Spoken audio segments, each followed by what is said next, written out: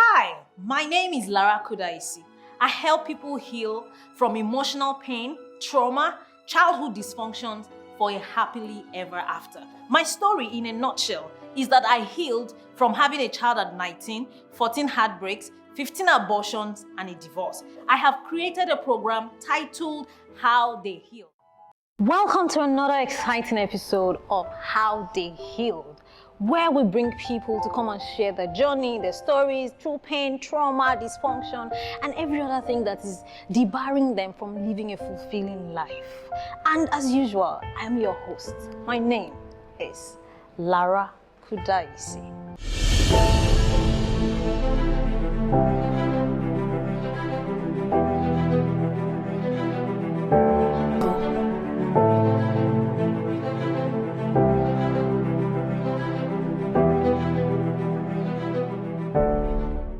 Today, we're talking about something interesting, something stirring, something that is unexpected. We're talking about illness. We're talking about sudden, illness without prior notice. We're talking about being at the brink of death.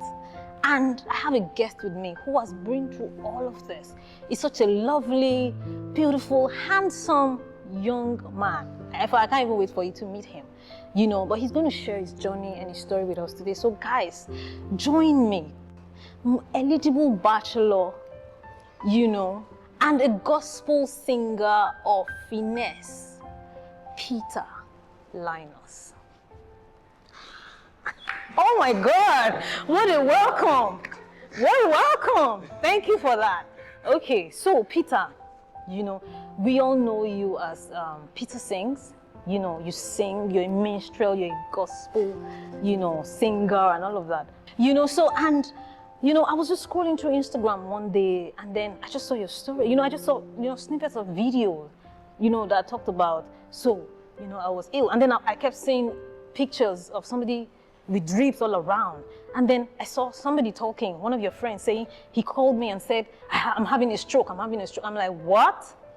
Pita, like the same Pita we see that, so Pita, like, what was that story like? Okay, thank you for having me.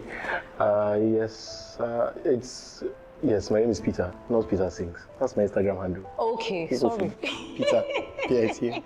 Thank you for that correction. Yes, I've had a funny journey from 2010, I think. Okay. I had been doing music since I was 7. Okay. Not from my mother's womb, like people say. I was 7, started singing, and I had done this for a long time. My parents are pastors, Okay. and I did this for a very long time. And at a point when I got into university, which was like a problem getting to university, one of the privileged few to have written JAM 6 times. Yeah, I didn't fail. That's something to, go to church and share testimony about. Results just kept on disappearing or getting seized. Seriously, that was it? Oh yes. You just didn't see your results? Yes, in a particular year I scored 256 and I still didn't get admission. And that was when I just like, they're chasing me from my village. It's okay, I'm not doing it again. But when I did the last time, I got into University of Lagos.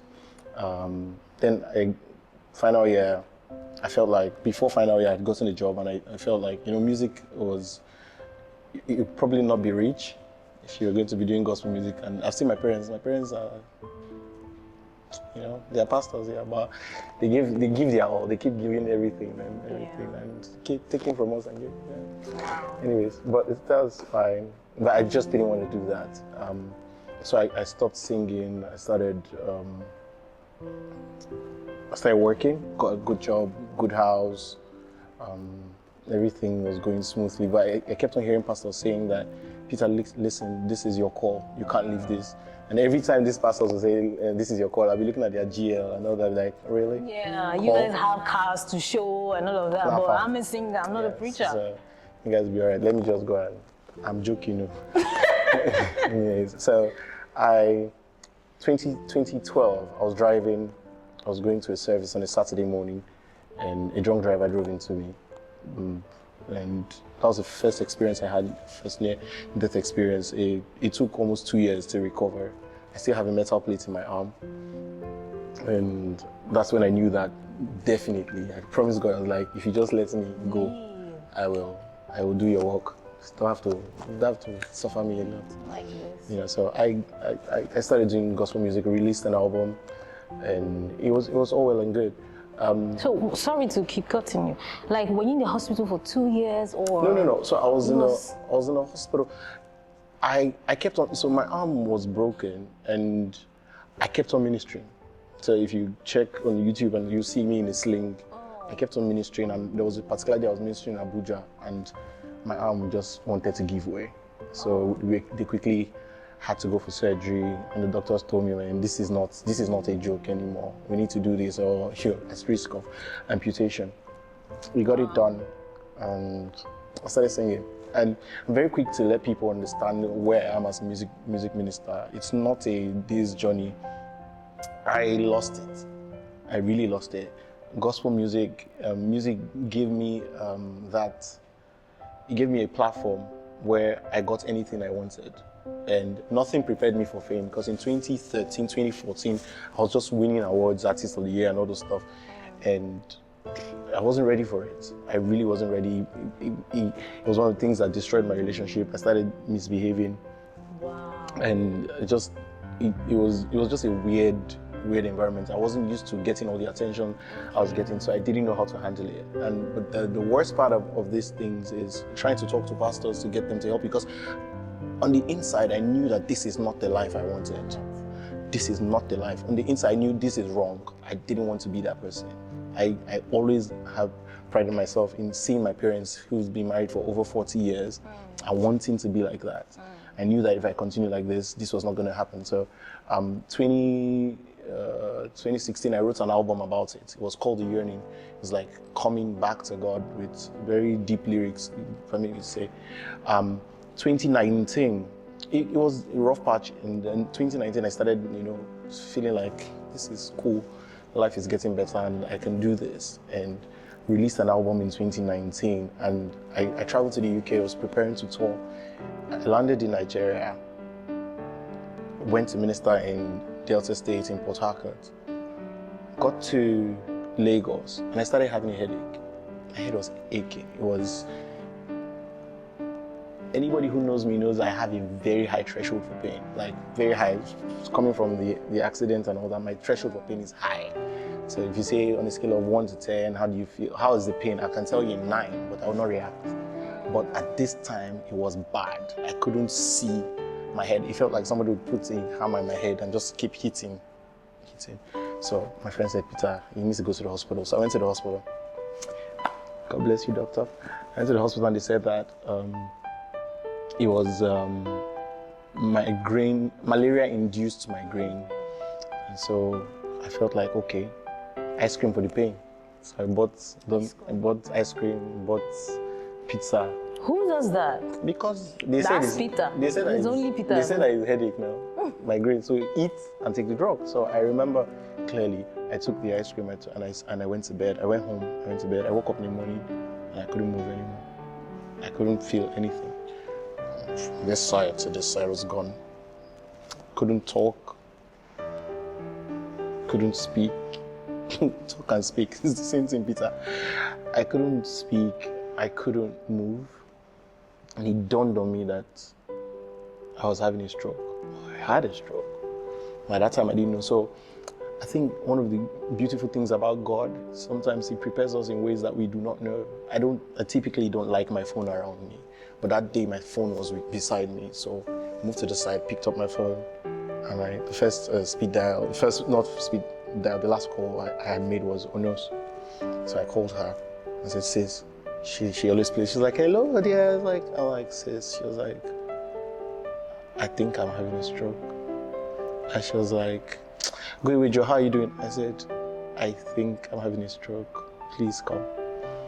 And I had someone who was close to my house, my friend Mela. I called him. He called my mom.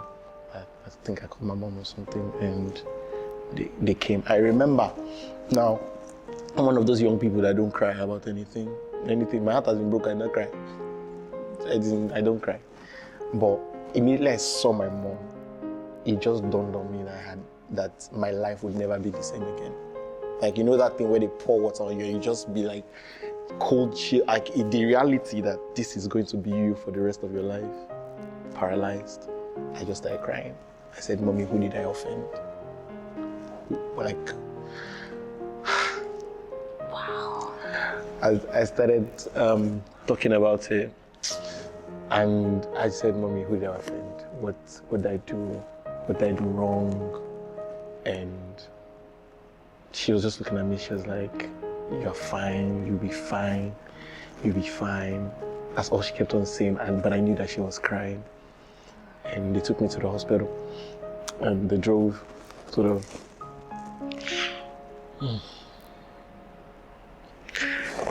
They drove to the hospital, and I passed out. I was gone. So I woke up like maybe 4 days later, 3 or 4 days later.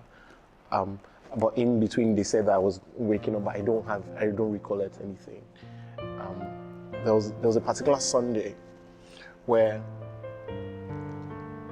the doctors didn't know what was happening, and everybody, someone was saying that they think that I gave up. And my mom came into the hospital. She looked at me, said she was hysterical. She was screaming at the doctors, I will burn down your hospital if anything happens to my son. And somebody told her that, let's just keep praying. Let's keep praying. So my mom went downstairs, she went to her car, she brought my tithe card. She brought her tithe card, and she brought my picture. My mom has a picture of all her kids in her Bible. Every child she has we have scripture for when we were born. So she puts it in that, so she brought it out, opened it, put it on my chest and said, God, take him, let me see. And I lost a chunk of my memory. I couldn't remember things, I couldn't remember my password, I didn't remember my family, I didn't know my brother. It was not a nice experience. It's not something that, luckily for me, people didn't notice because the lockdown had started. The lockdown was just about to start. And I had tickets. I planned my life. In fact, the last ministration I did, when I saw the recording, when I got on stage, I picked the microphone and I said, 2020 is going to be a great year. If I heard. It was, I saw this and I had tickets. I was going to, like I said, I was planning to tour the UK. Yeah. I had tickets to the UK. I had vacation tickets for Dubai. I need to go and get that tickets again. Yes. So I had tickets for Dubai, and I had my life planned. I had things I wanted to do, and so it just became a crazy, crazy, crazy roller coaster, trying to recover. Imagine learning how to write again.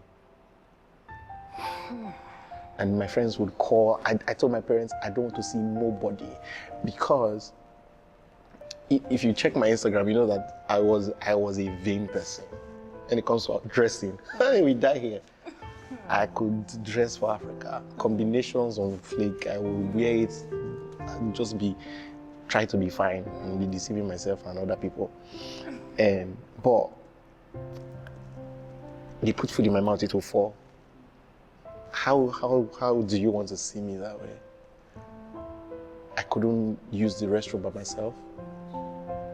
I had a catheter on. Like, how?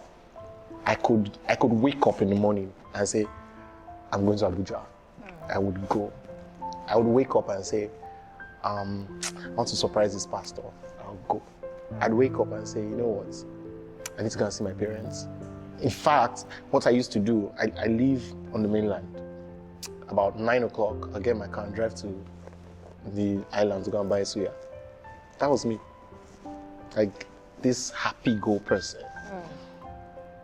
And I just imagine I could not do that anymore. To think about it.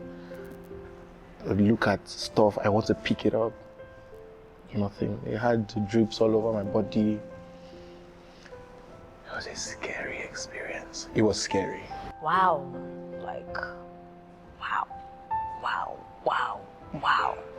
So, what was the road to recovery? But before, you answer that, please hold that thought. Let's take a break, so that we'll continue this conversation when we come back.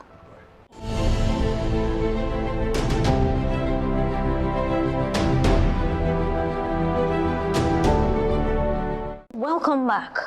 Before we went on break, we're talking to prolific gospel artist Pita sings, Pita Linus, and he was telling us about his pain, his illness, his journey of stroke. And so before then, he was talking about the road to recovery. So Pita, as we continue this conversation, how was the road to recovery? And how long did it take for you to be able to sit like this, move like this with this beautiful smile and all of the things, that you're doing? How did that go for you? To be very honest, I still am on the road to recovery, but it's not as bad as it used to be. Okay. I can write now, got my fine handwriting back. No, but was there a diagnosis? What was the diagnosis in the hospital? I wouldn't be able to tell you, to be honest. Because it's... I don't know. I really don't know. They kept on using these heavy terms, and at a point I stopped. Okay. I just stopped looking at it, stopped talking about it, because I didn't want to give it a name. A name, but it wasn't stroke. Say that again? It wasn't stroke. It was partial stroke. It was partial stroke, okay. And I just wanted to get out of the hospital and come home. So I was able to go home, but that road to recovery, gosh, for 2 months straight, I had a mad headache for 2 months straight. Let me explain. So imagine that, how do I say this? Imagine someone takes a hammer. Now, normally they put a hammer and hit it on your head, fine. But imagine someone takes a hammer, puts like a blunt iron rod on your head, and just keeps hitting it every day for 2 months. The only time I would get respite, you would think it's when I was asleep. No. If I sit this way, my head will hurt on this side. If I do like this, it will hurt on this side. If I do like this, it will hurt on this side. If I put my head on something, it will hurt. So the only way I will get respite is if I stay like this. Like, I can't move. If I stay like this, there will be no headache. So try to stay like that for 30 minutes. That's because it's not normal. That's not a natural posture. It was mad. I would try to sleep. At one time, I was asking God, I'm like, look, I know that I'm not the worst sinner in this life. I know. Like, if you want to teach me something, like, just use malaria. Like, you'll be all right. Small typhoid. So did you think you were being taught a lesson by being Well, ill? you think about that a lot. Different things, yeah. I think about those things, but the truth is, God doesn't do that. God, He doesn't play like that. He's not that kind of person. He's like a GPS, like your Google map, Imagine if you miss a wrong turn. Does the map say you're stupid? Why did you pass there? The map will just recalibrate and send you to another route. It might be longer. Yes. But you still get to your that's how you destination. see God. That's how I see it. So I don't think that it was I don't know. I don't. I feel like that's a lie of the devil. Okay. And so it was just a process that I glorify God for now. My priorities changed. I know that you watched my live and all that, and there are lessons I learned, strong lessons. People who did stuff to me that people say forgive and forget. I forgive you, I forget you. We're good. People. Is that a good or bad thing? No, it's not a bad thing. See, let me tell you about something about our Christianity. I realized that with Christianity, we are so Christian that we sweeten things a lot. If something is bad, we have a problem saying it's bad. If something is good, we start shouting, oh, this is so great. But when somebody does something wrong, we're like, oh, you shouldn't, just say it is bad. So you're this blunt person. Just say that this is bad. The same way you can say something is good, say something is bad when it's wrong. That's how I feel. I am not going to be that guy anymore. I used to be very nice to people. So is it safe to say when you started getting healed or recovered, You cut people off. Let me tell Is you that what how you're bad saying? it was. I got to hear that somebody said I was looking for attention, that nothing was wrong with me. Wow. So that kind of person should be my friend. I will forgive you, forget you, forgive you, forget, and forget you. Let's just be all right. Let's not do that. Because if you come to me, I will say it. So people actually said stuff. A lot of people did. A lot of people did. Stuff like, oh, it's God that's punishing him. Yeah, so then I got a lot of love. I'm not going to major on the wrong people. That's why I learned my lesson, prioritizing the people that were genuinely concerned. Because at the time they opened my phone, because my phone, we didn't remember, there's one of us that you know those passwords that are like zigzag, like signature. I don't know what we were hiding. We couldn't remember my password anymore, so they had to wipe my phone. So I got a lot of text messages from amazing people. Someone was always praying for me every day. Send a message praying for me every day. I had new friends, old friends that were just like, oh my God, I didn't know. but was the situation made public when it was happening? No. We decided not to. But so people who know that I'm always on Instagram started sending messages like, I know this is not you. If you're taking a break, God be praised. If you're not taking a break, whatever it is, I'm with you. I'm praying for you. Wow, we love you that's and all so that. sweet. You know, yeah, they're great people. They're great people. People are nice. You just get a few not nice people. But people are generally nice. But people hear me say these things a lot. They think that, oh no, he's now bitter. No, I'm not bitter. I just know things now. I speak from a place of knowledge. It's not a place of bitterness or anger. No. So what are those things you know now that you didn't know before? Forgive and forget. You know, so forgiving and forgetting, you know, and then prioritizing the people that really matter. Prioritizing the people that matter and prioritizing the ministry over looking good and wearing clothes and buying clothes. I'd rather spend my money on resource now than shopping. Sorry that I'm cutting you, but what epiphany did you have with this illness? Like, you know, I could understand that you were ill and then you came out and then, you know, so, but what happened that made you have this epiphany during that illness? I'm like, there's so much I could have done. There's so much I could have done. I am one of the most creative human beings I know. I can write, I can sing, and this is not me boasting, it's just facts. I keep telling people, I can write, I can sing, I can direct, I'm very good with PR and all those things. And I'm asking myself, so what did you do for Kingdom? If you go now, okay, you release 3 albums, but you know that you have about 30 albums on the inside of you. On the inside of you, so why? there are things trapped. Yes, because I kept on releasing albums once every 3 years. That's what I've been doing. And I'm like, why did you have to wait? You should have just done this. Why did you have to wait to make that decision? Why did you have to wait to make that clothing line? Because I wanted to make a clothing line that would glorify God. I feel like people talk about designers a lot, Chanel, Gucci and all that. I don't have a problem with it. But it would be nice to wear a Jesus on your chest, you know? It would be really nice. It would be nice to wear. I would make sure that the quality is great. I just want people to wear the word. That's why I took it seriously. I started, but I took it seriously now. And it's been good. It's been good. I don't look back and regret anything, to be honest, because I feel like it gave me an opportunity to go back and realign myself. And it also, people were they had the lockdown thing going on. And so I had my own lockdown, so it was fine to just do that. I don't like the pain. So your own lockdown, people had their own lockdown, but they were complaining, let us out. But your own lockdown was like, I want to be free from this pain. Yeah, I didn't. So lockdown is different for different people. Yeah, it was different for different people, to be honest. And I don't take life for granted. I don't take God's grace for granted. I don't take God's mercy for granted.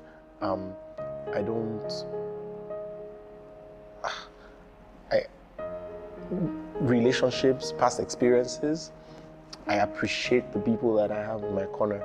I appreciate the people that God has put in my hands to help and to work with. So I just don't take anything for granted anymore. I don't take life for granted. It's just the way we met. You don't know what this would do for people. I might not be able to amplify it myself, and I just want everybody to know that God is good, God is faithful. That's my go-to for the year. God is good. That is my go-to for the year. God is good, even if I don't understand, even when I'm standing on sinking sand. God is good and God is faithful. This is wow, like I'm still reeling here because I don't know what words to qualify it, So, but what would you say were those things, that was able to make you stay? Because some people, we've heard of people who went through illnesses, or that they begin to be on addictives or different things like that. Some people even give up on life. What made you keep forging ahead? Yeah. I remember a particular night I told God I was done. It's fine, you can just take me. I'd done enough. I'd given my life to Christ plenty times that night.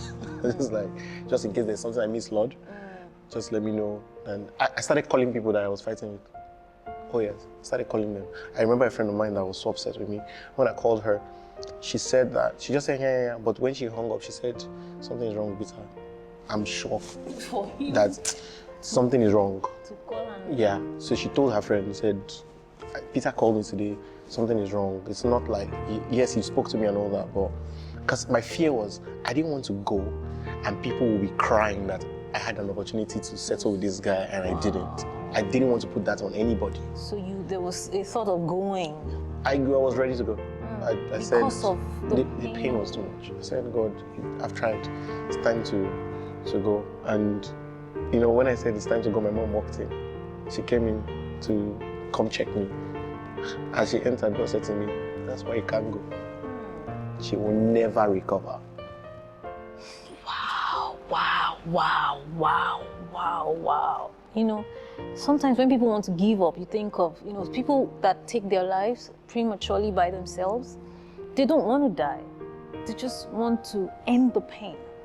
But what they don't know is that when they do that, they don't end the pain. They transfer the pain to somebody else. So if you had, gone, you would have transferred that pain to your mom. So I'm glad you're not gone. I'm glad you're here. I'm glad that you have, this is the second half. You can now go ahead and do all the things that he has put in your heart and life for you to do. And this is one of the, platforms, opportunities where you can do this, because you don't know what you'll be doing for a lot of people that are going through what you've just said or have gone through that. So, Peter, I am honored and privileged to know the Peter Linus 2.0. So thank you so much for sharing your story. Thank you for coming. Thank you for being vulnerable enough with us here today. So guys, you've heard Peter. Peter has said it all. Look at all the pain that a young, vibrant man has had to go through at a very early age in his life. But he's here today. He's recovering, he's happy, he's living, he's, declaring the good works of God because he has chosen to keep fighting and to keep healing and to keep recovering. And that's what you can do too. No matter what you're going through, no matter the pain, just hold on and keep fighting. And I always tell you every time I come on your screen that it is never too late to live happily ever after. Bye for now.